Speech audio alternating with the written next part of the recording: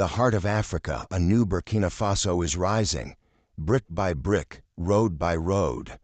But even as the dust clears and progress paves its way forward, there's a problem we can no longer ignore: road uncivility. The careless, the impatient, and the defiant, offenders disrupting construction zones meant to serve us all. Today we take a closer look at this hidden sabotage and how President Ibrahim Traoré's vision, especially through the Faso Mabo initiative, is tackling not just roads, but mindsets. Let me tell you a true story. In a small community just outside Ouagadougou, a new road was being constructed, part of the broader Faso Mabo efforts to connect villages, markets, and schools. The work was hard. Young volunteers, many trained under the VDP, Volunteers for the Defense of the Homeland, labored under the sun, pouring gravel, setting drains, and shaping progress. But one afternoon, a man in a flashy car ignored the detour signs. He revved his engine and drove straight over freshly laid concrete. The workers shouted. He waved them off. That small act, it ruined a full day's work. It cost money. And worse, it disrespected the collective effort. As the Burkinabés say, "Ning nana abia benga tiri." One person's mistake can burn the whole granary. So what exactly is road uncivility? It's more than just ignoring traffic rules. It's a lack of civic responsibility.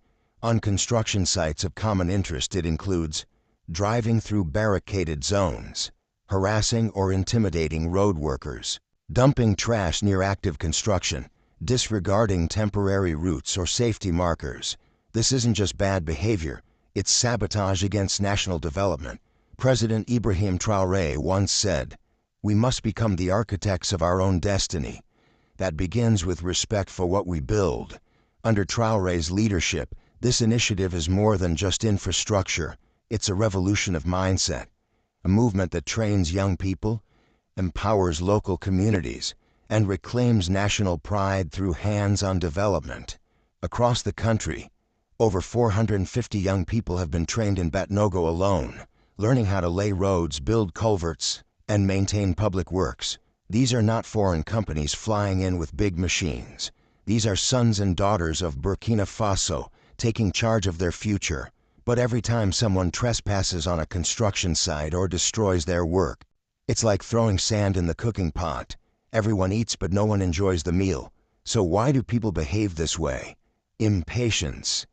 "I can't wait" becomes an excuse to ignore barricades. Ignorance. Many don't understand how roads are built or the costs of damage. Lack of community spirit. They see the road as the government's job, not their own. But as the African proverb goes, when there is no enemy within, the enemies outside cannot harm us. The real enemy is indifference. Let's be real. Road uncivility costs us all. Delays in projects that are urgently needed. Waste of taxpayer money and volunteer efforts. Danger to workers, especially young people with no helmets or protection. Frustration that kills morale in communities trying to rise. In Kaya, volunteers had to rebuild the same stretch of road 3 times due to careless drivers and livestock. Herders ignoring boundaries 3 times, and yet they return, shovels in hand, hearts unbroken. That's the spirit of Faso Mabo. President Ibrahim Traoré understands something deep. You don't just build roads, you build citizens. By involving youth in public works, he's teaching discipline, unity, and national pride.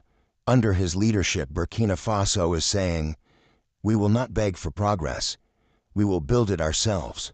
But to protect this vision, we must police ourselves, because no amount of cement can withstand a nation without self-respect."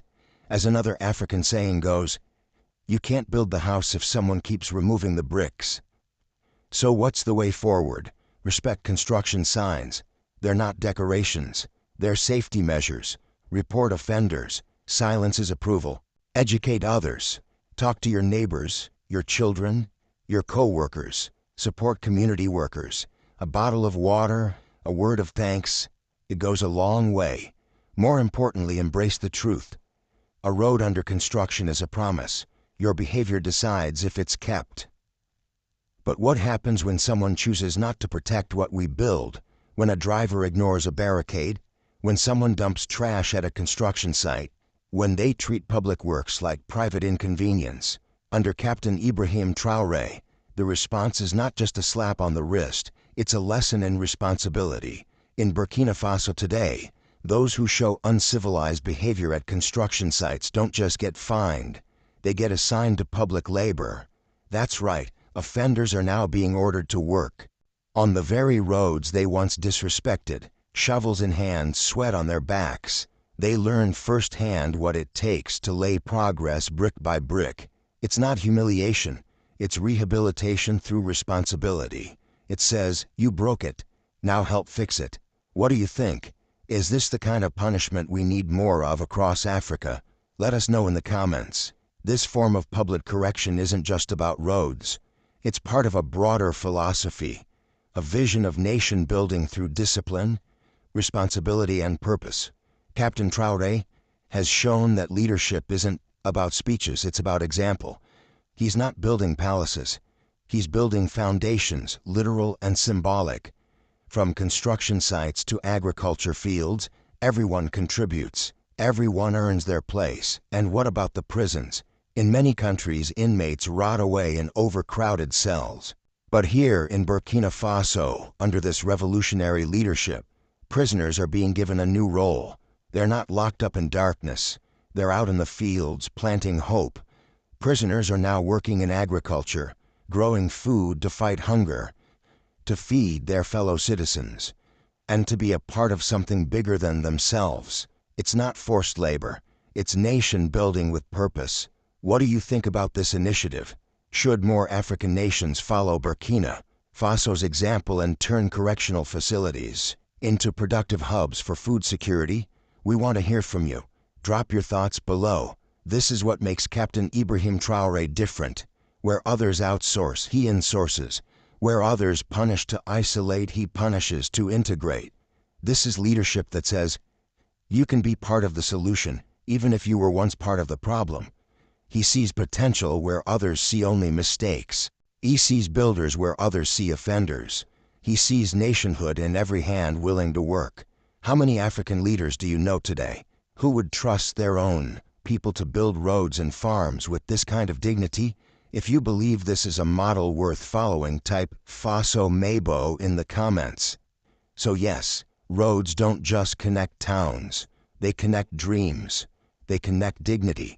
And in Burkina Faso, under the guidance of Captain Ibrahim Traoré and the unstoppable spirit of Faso Mabo, we are proving that progress doesn't have to come from abroad.